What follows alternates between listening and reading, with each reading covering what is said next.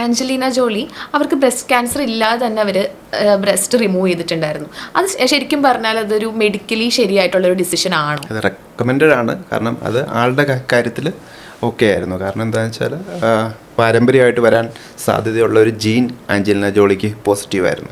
BRCA gene എന്നാണ് പറയുക, ബ്രാക്ക gene എന്ന് പറയുന്നത്. അപ്പം ആ ജീൻ ഒരാളുടെ ബോഡിയിലുണ്ടെങ്കിൽ അല്ലെങ്കിൽ മ്യൂട്ടേഷൻ ഉണ്ടെങ്കിൽ അവർക്ക് ബ്രസ്റ്റ് ക്യാൻസർ വരാനുള്ള ചാൻസ് 90% ഉണ്ട്. അത്രയും ഹൈ റിസ്ക് ആയതുകൊണ്ട് ആക്ച്വലി ഫാമിലി കംപ്ലീറ്റ് ആയി കഴിയുമ്പം നമ്മളങ്ങനെ ഒരു ഓപ്ഷൻ കൊടുക്കാറുണ്ട്. ഈവൻ ബ്രസ്റ്റ് റീകൺസ്ട്രക്ഷൻ പോലുള്ള കാര്യങ്ങളൊക്കെ ചെയ്യാവുന്നതാണ്. നമുക്ക് ഇപ്പോൾ ഓങ്കോളജിയിൽ തന്നെ നമുക്ക് പ്രൊഫൈലാക്റ്റിക് സർജറി എന്നും പറഞ്ഞുകൊണ്ട് ഒരു ഇതുണ്ട്. അതായത് ഈ പറഞ്ഞ പോലെ ജനറ്റിക്, അതായത് 100% അല്ലെങ്കിൽ 100% വരെ അസുഖം വരും എന്ന് നമുക്ക് ഉറപ്പുള്ള അവയവങ്ങൾ അസുഖം വരുന്നതിന് മുമ്പ് തന്നെ നമ്മൾ റിമൂവ് ചെയ്യും. ഇപ്പോൾ ഇതുപോലെ ബ്രസ്റ്റ്, കോളൻ, വൻകുടലിൽ APC ജീൻ എന്നും പറഞ്ഞൊരു ജീനുണ്ട്. അത് വന്ന് 100%, 35 വയസ്സ് 40 വയസ്സാകുമ്പോഴത്തേക്ക് 100% വൻകുടലിൽ ക്യാൻസർ വരും നമുക്കറിയാം. അപ്പം അങ്ങനെ അത് അസുഖം വന്നിട്ട് ട്രീറ്റ് ചെയ്യുന്നതിനെക്കാട്ടിൽ വരുന്നതിന് മുമ്പ് അസുഖം വരാൻ ചാൻസ് ഉള്ള അവയവം നമ്മൾ റിമൂവ് ചെയ്യാറുണ്ട്. അപ്പം അത് ജനറ്റിക് ടെസ്റ്റുകൾ, മെഡിക്കൽ ഓങ്കോളജിസ്റ്റുകൾ ഇപ്പോൾ കൂടുതൽ ഇപ്പം പണ്ടത്തെ രീതിയിലുള്ള ഈ പറഞ്ഞ പോലെ ഇമേജിങ് മാത്രമല്ല, ഇപ്പം മെഡിക്കൽ ഓങ്കോളജി സൈഡിൽ നിന്നാണ് മെയിൻലി അത് വരിക. ജനറ്റിക് ടെസ്റ്റുകൾ, ബ്ലഡ് ടെസ്റ്റ് വഴി നമുക്കത് കണ്ടുപിടിക്കാൻ പറ്റും. പക്ഷേ അത് എല്ലാവർക്കും അല്ല. നമ്മൾ അവരുടെ ഒരു ഫാമിലി ഹിസ്റ്ററി നമ്മൾ നോക്കും. ബ്രസ്റ്റ് ക്യാൻസർ വരാനുള്ള സാധ്യത കൂടുതലുണ്ടോ, വീട്ടിൽ ആർക്കൊക്കെ, അല്ലെങ്കിൽ ഞാൻ നേരത്തെ പറഞ്ഞ പോലെ ഫസ്റ്റ് ഡിഗ്രി, സെക്കൻഡ് ഡിഗ്രി റിലേറ്റീവിലൊക്കെ അങ്ങനെയൊക്കെ ഉണ്ടെങ്കിൽ, അങ്ങനെ റിസ്ക് ഉണ്ടെന്നുണ്ടെങ്കിലാണ് ഈ ടെസ്റ്റ് നമുക്ക് ഓഫർ ചെയ്യുക. അത് ബ്ലഡ് ടെസ്റ്റാണ്, BRCA ജീൻ മ്യൂട്ടേഷൻ ടെസ്റ്റ് എന്ന് പറയും. അത് പോസിറ്റീവ് ആണെങ്കിൽ ഈ പറഞ്ഞ പ്രൊഫിലാറ്റിക് സർജറി, അസുഖം വരുന്നതിന് മുമ്പ് തന്നെ അത് റിമൂവ് ചെയ്യുന്ന ഒരു ഇൻഡിക്കേറ്ററാണ്. പക്ഷെ അതും എല്ലാവർക്കും അപ്പോഴേ എല്ലാവരുടെ ഫാമിലി കംപ്ലീറ്റ് ആയിട്ടതിന് ശേഷം നമ്മളൊരു ഏജ് ഒക്കെ ഉണ്ട്, ഒരു ഏജ് ലിമിറ്റൊക്കെ ഉണ്ട്. ആ സമയത്തിന് ശേഷം we can actually consider this. ഇപ്പം അതുപോലെ തന്നെ സെലിബ്രിറ്റീസും ഈവൻ സാധാരണക്കാർ വരെ ചെയ്ത് കാണുന്നൊരു സർജറിയാണ് ബ്രസ്റ്റ് ഇംപ്ലാന്റ്സ്, എൻലാർജ്മെൻറ്റ് സർജറീസ് ഒക്കെ. അപ്പോൾ അങ്ങനെ ചെയ്യുന്നത് കൊണ്ട് ബ്രസ്റ്റ് ക്യാൻസർ വരാനുള്ള സാധ്യത അങ്ങനെ ഉണ്ടോ? ഇംപ്ലാന്റ്സ് അല്ലെങ്കിൽ റീകൺസ്ട്രക്ഷൻ ചെയ്യുന്നത് കൊണ്ട് ഒരിക്കലും ബ്രസ്റ്റ് ക്യാൻസർ വരില്ല. അതൊരു മിത്താണ്. അതായത് ഇംപ്ലാന്റ് വെച്ച് കഴിഞ്ഞാൽ അത് കാരണം ക്യാൻസർ ഉണ്ടാകും എന്നുള്ളൊരു, ബ്രസ്റ്റ് ക്യാൻസർ ഒരിക്കലും ഉണ്ടാവില്ല. അപ്പോൾ എല്ലാ ബ്രസ്റ്റ് ക്യാൻസറിനും കീമോതെറാപ്പി ചെയ്യണം എന്നുണ്ടോ? കീമോതെറാപ്പി നമുക്ക് ഒഴിവാക്കിയിട്ടുള്ള എന്തെങ്കിലും ഓപ്ഷൻസ് ഉണ്ടോ? നമുക്ക് കീമോയും റേഡിയേഷനും ഒഴിവാക്കാനും ഓപ്ഷനുണ്ട്. പക്ഷെ അത് എല്ലാവർക്കും അല്ല. നമുക്ക് അസുഖം നേരത്തെ ആദ്യത്തെ സ്റ്റേജിൽ കണ്ടുപിടിക്കാൻ പറ്റി നമുക്ക് സർജറി ചെയ്ത് ആക്ച്വലി അത് വളരെ സ്റ്റേജ് 1 ട്യൂമറൊക്കെ ആണെന്നുണ്ടെങ്കിൽ നമുക്ക് ഓപ്പറേഷൻ മാത്രം മതിയാവും. അതിന് ശേഷം റേഡിയേഷനോ കീമോയോ ഇല്ലാതെയുള്ള ഓപ്ഷൻസും ഉണ്ട്. എല്ലാ പേഷ്യൻസിനും അല്ല. നമ്മൾ ആ ട്യൂമറിൻ്റെ കുറച്ച് ക്യാരക്ടേഴ്സൊക്കെ നോക്കിയിട്ടാണ് നമുക്ക് ഒഴിവാക്കാൻ പറ്റുമോ ഇല്ലയോ എന്നൊക്കെ നോക്കുന്നത്. പക്ഷേ സ്റ്റിൽ ഒരു പോസിബിലിറ്റി ഉണ്ട്.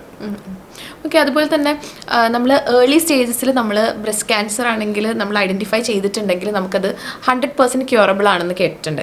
അപ്പം അത്തരത്തിലുള്ളൊരു ഏതെങ്കിലും ഒരു ഇൻസ്പയറിംഗ് സ്റ്റോറി നമുക്ക് വേണ്ടിയിട്ടൊന്ന് ഷെയർ ചെയ്യാൻ പറ്റുമോ? ഞാൻ പല ക്യാമ്പുകളിലോ അല്ലെങ്കിൽ എവിടെയെങ്കിലുമൊക്കെ പോകുമ്പോൾ ഞാൻ അവിടെ പറയാറുള്ള ഒരു ഇൻസിഡൻ്റാണ്, കുറച്ചൊരു സാഡ് സ്റ്റോറിയാണ്.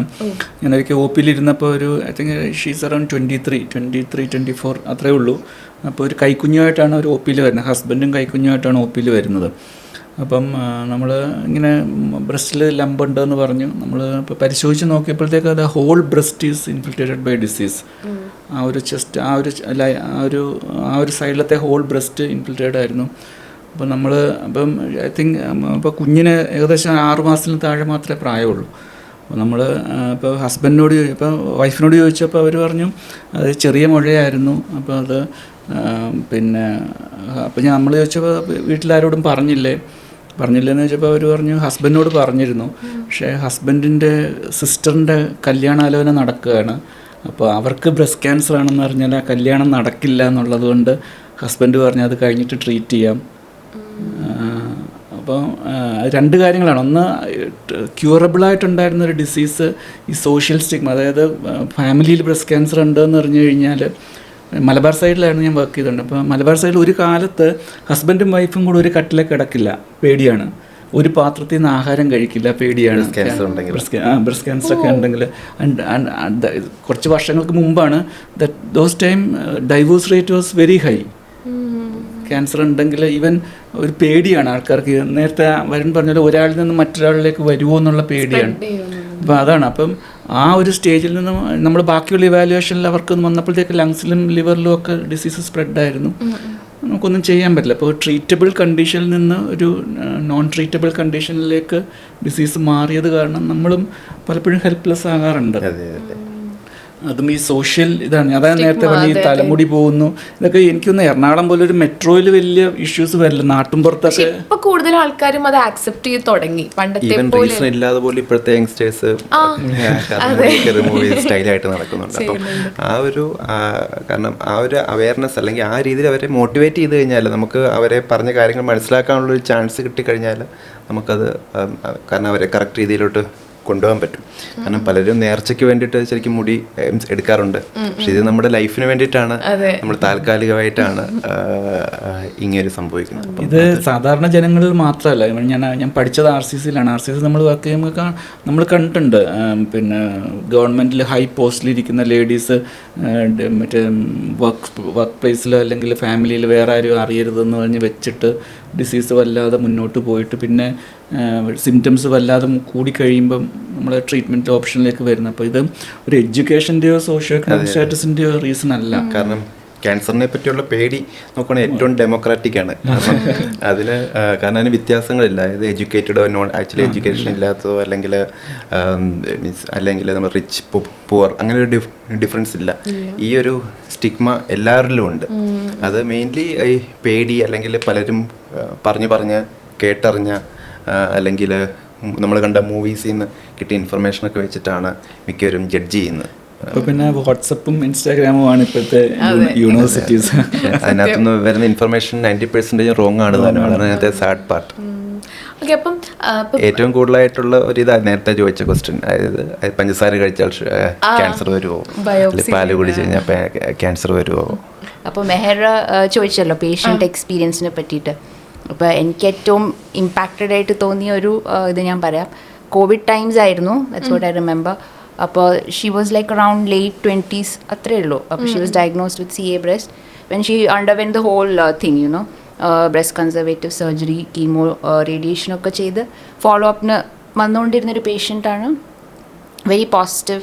I think she had good family സപ്പോർട്ടൊക്കെ ഉള്ളൊരു പേഷ്യൻ്റായിരുന്നു. And then she use to come for follow up. Everything was going well, നല്ല രീതിയിൽ. Next time she is coming for a scan once. So I thought she is coming for ഈ breast ഇമേജിങ്ങിനോ മാമോഗ്രാമിനോ എന്തിനാണ് വന്നത്. അപ്പോൾ she was pregnant. And that was and she had such positive energy also. She recovered well and she got pregnant. പിന്നെ I did all the scans അത് കഴിഞ്ഞിട്ടുള്ളതൊക്കെ and it went well. Happy family. അപ്പോൾ ഇതൊരു temporary road block മാത്രമായിരുന്നു.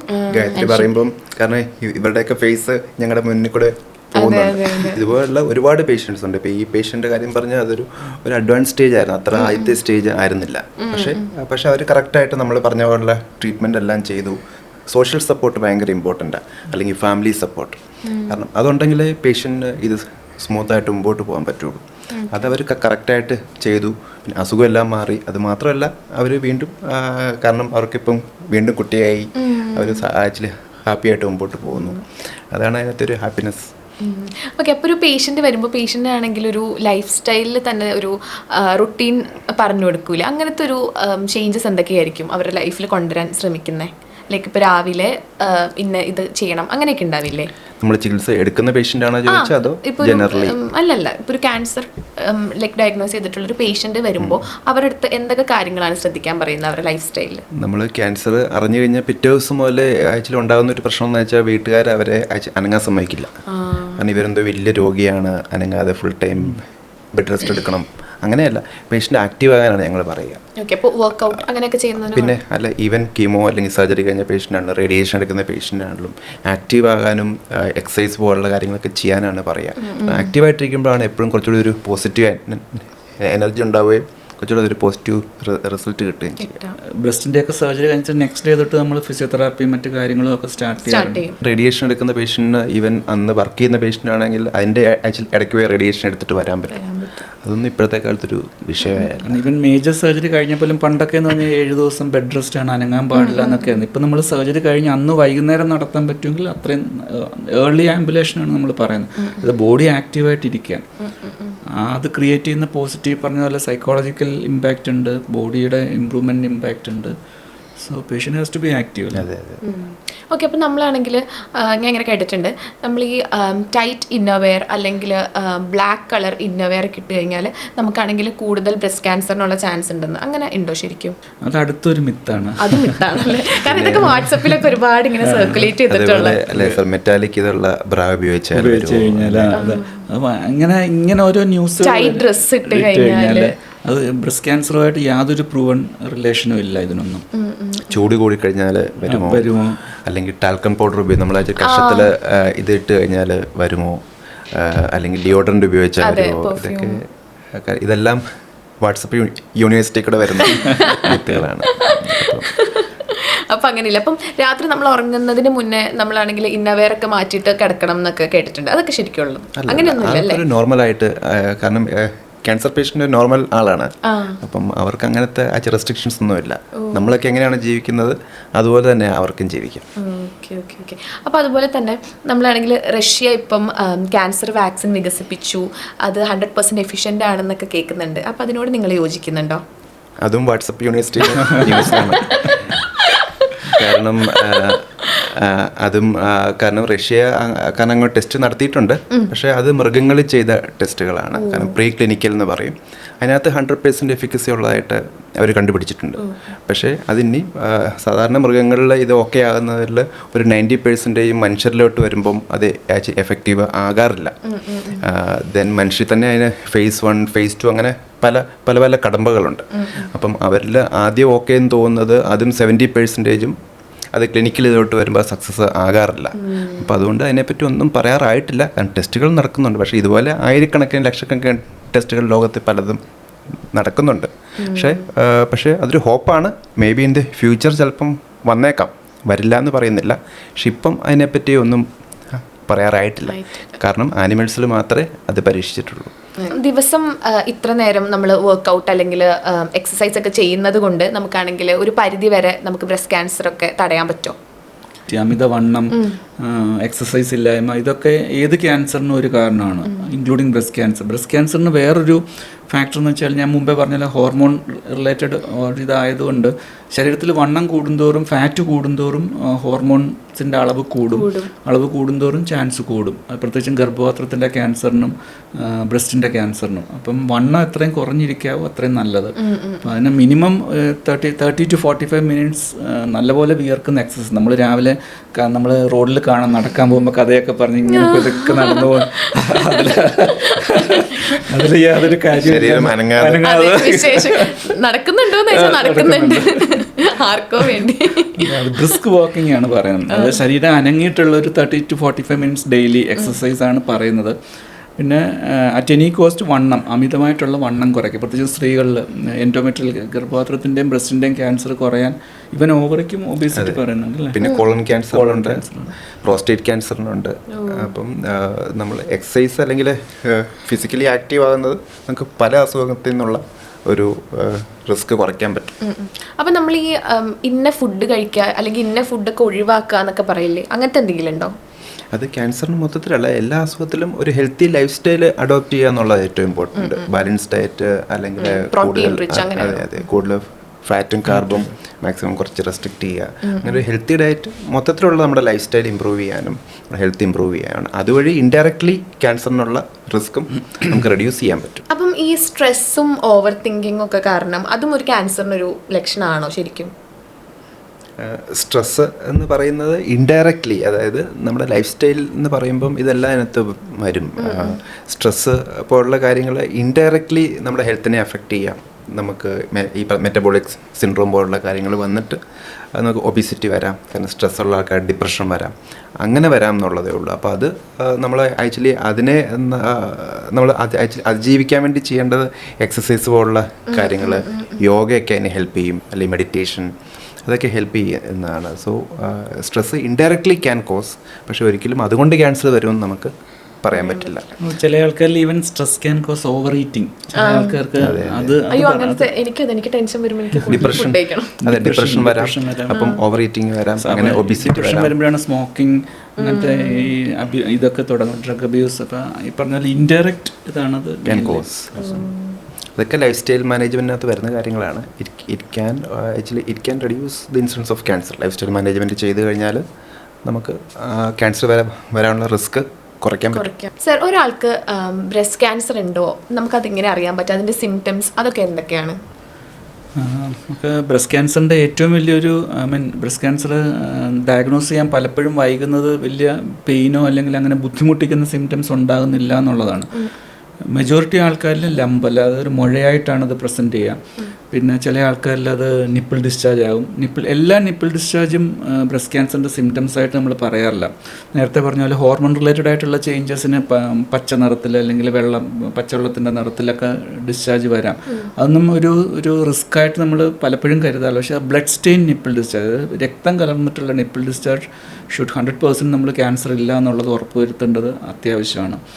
പിന്നെ skin changes, ചിലപ്പോൾ nipple ഉള്ളിലേക്ക് വലിയുക, സ്കിന്നിൻ്റെ പുറത്ത് ചുമന്ന് വേദന ഇല്ലാതെ അല്ലെങ്കിൽ വലിയ മുറിവുകളൊന്നും ഇല്ലാതെ ചുമന്ന് തടിച്ച് വരിക, കക്ഷത്തിൽ മുഴകൾ വരിക, കഴുത്തിൽ മുഴകൾ വരിക, ഇതൊക്കെയാണ് നമ്മൾ യൂഷ്വലി ബ്രസ്റ്റ് ക്യാൻസറിൻ്റെ സിംറ്റംസ് ആയിട്ട് കാണുക. പലപ്പോഴും നമ്മൾ മുഴകൾ തന്നെ, എനിക്കൊന്നൊരു 80% മുഴകളായിട്ടാണ് പലപ്പോഴും കുളിക്കുമ്പോൾ കയ്യിൽ തടഞ്ഞു എന്നൊക്കെ പറഞ്ഞിട്ടാണ് പേഷ്യൻസ് OPയിൽ വരിക. അപ്പോൾ ലംബാണ്, അതായത് മുഴയാണ് ഏറ്റവും കോമൺ സിംറ്റംസ്. പിന്നെ ബാക്കി പറഞ്ഞതൊക്കെ നമുക്ക് ബ്രസ്റ്റ് ക്യാൻസറിൻ്റെ സിംറ്റംസ് ആയിട്ട് വരാം. എല്ലാവർക്കും ഒരുപാട് പേടിയുള്ളൊരു കാര്യമാണ് ബ്രസ്റ്റ് ക്യാൻസർ. അപ്പോൾ ഇത് കാണുന്ന പ്രേക്ഷകരോട് എന്തെങ്കിലും മെസ്സേജ്, എന്തെങ്കിലും കാര്യം പറയാനുണ്ടോ? തീർച്ചയായിട്ടും. അതായത് സ്ക്രീനിങ്ങിൻ്റെ ഇമ്പോർട്ടൻസ് ആണ് എല്ലാവരും അറിഞ്ഞിരിക്കേണ്ടത്. കാരണം ഇത് പ്രായമായവർ മാത്രമല്ല, അല്ലെങ്കിൽ ഇത് എല്ലാവർക്കും ഇതിനകത്ത് റോളുണ്ട്, അല്ലെങ്കിൽ സ്ത്രീകളെ മാത്രം അഫക്റ്റ് ചെയ്യുന്നതാണ്. അങ്ങനെയല്ല. അതായത് ചെറുപ്പക്കാർ മുതൽ അല്ലെങ്കിൽ ആണുങ്ങൾക്കാണെങ്കിലും, അല്ലെങ്കിൽ നിങ്ങളുടെ ഓഫീസിൽ ഇപ്പോൾ നിങ്ങൾ വർക്ക് ചെയ്യുന്ന നിങ്ങളുടെ ഓഫീസിലെ ആൾക്കാരാണെങ്കിലും നമ്മൾ അങ്ങോട്ടും ഇങ്ങോട്ടും ഈ സ്ക്രീനിങ്ങിന് വേണ്ടി എല്ലാവരെയും മോട്ടിവേറ്റ് ചെയ്യുക എന്നുള്ളതാണ് ഏറ്റവും ഇമ്പോർട്ടൻറ്റ്. അത് മക്കൾക്ക് അമ്മയെ മോട്ടിവേറ്റ് ചെയ്യാം, അല്ലെങ്കിൽ ഹസ്ബൻഡിന് ശരിക്കും വൈഫിനെ മോട്ടിവേറ്റ് ചെയ്യാം, അല്ലെങ്കിൽ അവരുടെ വീട്ടിലുള്ള ആൻറ്റിയെ മോട്ടിവേറ്റ് ചെയ്യുക, അല്ലെങ്കിൽ സിസ്റ്ററിനെ മോട്ടിവേറ്റ് ചെയ്യുക. നിങ്ങൾക്ക് എല്ലാവർക്കും അങ്ങോട്ടും ഇങ്ങോട്ടും ചെയ്യാമെന്നുള്ളതേ ഉള്ളൂ. അപ്പം ഞങ്ങൾ ഇപ്പം മെഡിക്കൽ ട്രസ്റ്റ് ഹോസ്പിറ്റൽ അതിൻ്റെ ഒരു ക്യാമ്പയിനും കൂടെ സ്റ്റാർട്ട് ചെയ്തിട്ടുണ്ട്. ചെക്ക് മേറ്റ് എന്നാണ് അതിൻ്റെ പേര്. Check mate. അതായത് മേറ്റ് ആരും ആകാം, നിങ്ങളുടെ ഫ്രണ്ട് ആകാം, അല്ലെങ്കിൽ കൊളീഗ് ആകാം, അല്ലെങ്കിൽ ഹസ്ബൻഡും വൈഫും ആകാം. പക്ഷേ അങ്ങോട്ടും ഇങ്ങോട്ടും ഒന്ന് ഓർമ്മിപ്പിക്കുക, ചെക്ക് ചെയ്യാൻ വേണ്ടി. That is check mate. ഈ ചെക്ക് മേറ്റിൽ എന്തൊക്കെയായിരിക്കും ഉള്ളത്? മെയിൻലി ബ്രസ്റ്റ് ക്യാൻസറിൻ്റെ സ്ക്രീനിങ് ആണ്. ഞങ്ങൾക്ക് ഒരു എക്സ്ക്ലൂസീവ് ക്ലിനിക് ഉണ്ട്, ബ്രസ്റ്റ് ക്ലിനിക്ക്, മെഡിക്കൽ ട്രസ്റ്റ് ഹോസ്പിറ്റലിൽ. അപ്പം അത് ബ്രസ്റ്റുമായിട്ട് ബന്ധപ്പെട്ട ഏത് അസുഖത്തിനും സൊല്യൂഷന് വേണ്ടിയിട്ടാണ്. അത് ക്യാൻസർ മാത്രമല്ല, ക്യാൻസർ അല്ലാത്ത രോഗങ്ങളും. കാരണം ബ്രസ്റ്റ് വരുന്ന ചേഞ്ചസിനെ പറ്റി നമുക്ക് എന്തെങ്കിലും ടെൻഷനോ അല്ലെങ്കിൽ സംശയമോ ഉണ്ടെങ്കിൽ അതിനൊരു സൊല്യൂഷന് വേണ്ടിയിട്ടാണ് ബ്രസ്റ്റ് ക്ലിനിക്ക് എക്സ്ക്ലൂസീവായിട്ട് സ്റ്റാർട്ട് ചെയ്തിരിക്കുന്നത്. അതുമായിട്ട് ബന്ധപ്പെട്ട ക്യാമ്പയിനാണ് ചെക്ക് മേറ്റ് എന്ന് പറയുന്നത്. ഇൻസിഡൻസ് ഇത്ര കൂടിയത് കൊണ്ട് എനി സിംറ്റം അത് നമ്മളത് ക്യാൻസർ അല്ല എന്ന് ഉറപ്പ് വരുത്തേണ്ടത് വരുൺ മുമ്പ് പറഞ്ഞ പോലെ ആ ഇൻഡിവിജ്വലിൻ്റെ റെസ്പോൺസിബിലിറ്റിയാണ്. കുഴപ്പമില്ലാന്ന് അത് ക്ലിനിക്കൽ എക്സാമിനേഷൻ ആണെങ്കിലോ അല്ലെങ്കിൽ സ്കാനിങ് എന്താ ചെയ്തതെന്ന് ചോദിച്ചാൽ എന്ത് സിംറ്റം ഉണ്ടെങ്കിലും കുഴപ്പമില്ല എന്ന് പറഞ്ഞൊരു ക്ലിനീഷ്യനെ കാണിച്ചിട്ട് ഉറപ്പ് വരുത്തേണ്ടത് ആ ഇൻഡിവിജ്വലിൻ്റെ റെസ്പോൺസിബിലിറ്റിയാണ്. അതിന് ഏജ് ഒരു ഫാക്ടറല്ല. ഓക്കെ. അപ്പം സത്യം പറഞ്ഞാൽ ബ്രസ്റ്റ് ക്യാൻസറിനെ പറ്റി ഒരുപാട് മിത്സ് ഉണ്ടായിരുന്നു, എനിക്കുണ്ടായിരുന്നു. ഇതിപ്പോൾ കാണുന്ന ഒരുപാട് ആൾക്കാർക്ക് ഒരുപാട് മിത്സ് ഉണ്ടാവും. നമ്മുടെ ഈ ഒരു പോഡ്കാസ്റ്റ് ആണെങ്കിൽ ആ മിത്സ് ഒക്കെ ബ്രേക്ക് ചെയ്യാൻ വേണ്ടിയിട്ട് ഒരുപാട് ഹെൽപ്പ് ചെയ്യുമെന്ന് പ്രതീക്ഷിക്കുന്നു. അതെ. അപ്പം താങ്ക് യു സർ. എല്ലാവർക്കും ഇനിയും ഇതുപോലെ നല്ല നല്ല എന്താ പറയുക കോൺവെർസേഷൻ നിങ്ങളായിട്ട് നടത്താൻ പറ്റട്ടെ എന്ന് ഞാൻ എന്നോട് തന്നെ ആശംസിക്കുന്നു. Thank you so much.